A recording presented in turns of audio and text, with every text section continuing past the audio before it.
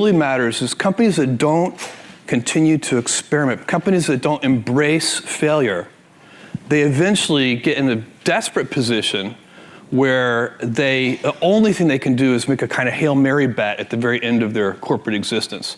Whereas companies that are, making bets all along, even, big bets, but not bet the company bets. I don't believe in bet the company bets. That's when you're desperate. That's the last thing you can do. Well, number 4, Elon Musk, act despite fear. You are unusually fearless and willing to go in the face of other people telling you something is crazy. And I know a lot of pretty crazy people, you still stand out. Where does that come from, or how do you think about making a decision when everyone tells you this is a crazy idea? Or where do you get the internal strength to do that? Well, first of all, I'd say I actually think I feel fear quite strongly. So it's not as though I just have the absence of fear. I feel it quite strongly. But there are just times when something is important enough, you believe in it enough, that you do it in spite of the fear. So speaking of important things, like people shouldn't think people shouldn't think, well, I feel fear about this and therefore I shouldn't do it. It's normal to feel fear. Like there'd have to be something mentally wrong if you didn't feel fear. So you just feel it and let the importance of it drive you to do it anyway.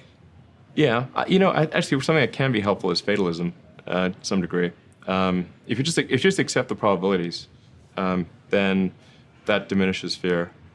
When starting SpaceX, I thought the odds of success were less than 10%. And I just accepted that actually probably I would just lose everything. But that maybe would make some progress. If we could just move the ball forward, even if we died, maybe some other company could pick up the baton and keep moving it forward, so that would still do some good. Same with Tesla. I thought the odds of a car company succeeding were extremely low. Also, if you want to take real action after this video, I made a free worksheet just for you. It covers the top lessons from today, gives you space to write your biggest takeaways, and helps you build a simple action plan. It's 100% free. Just click the link in the description to go grab it. I'll see you there. Rule number 5, Jack Ma, prepare for the long run. And also, I encourage all the entrepreneurs, if you want to start a business, don't think you will be successful next month or next year. Think about at least 5 years. Because if something can be successful next month, why you? You have a rich father, you don't have to be a startup. Right?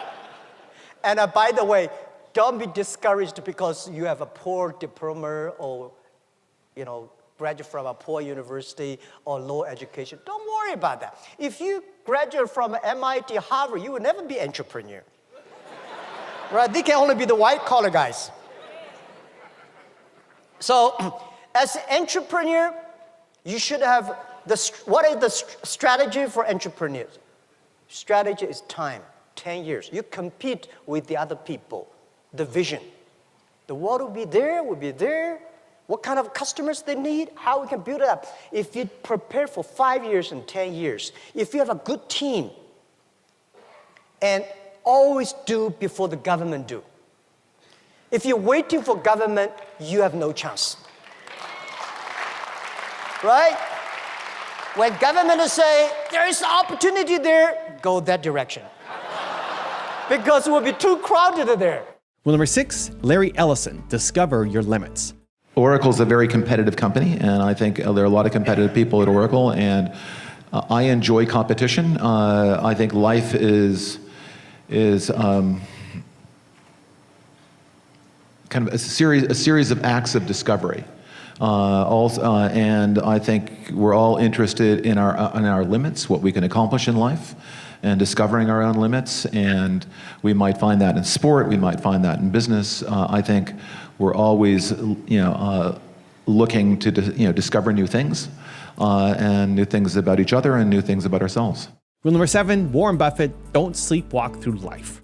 I advise students, as much as possible, look for the job that you would take if you didn't need a job. I mean, don't sleepwalk through life, and don't say it's all going to be great. I'll do this and I'll do that, and I'm just marking time to get to be older. That, as I've told people, that's like saving up sex for your old age. I mean, it just is not it is not a good idea. Yeah.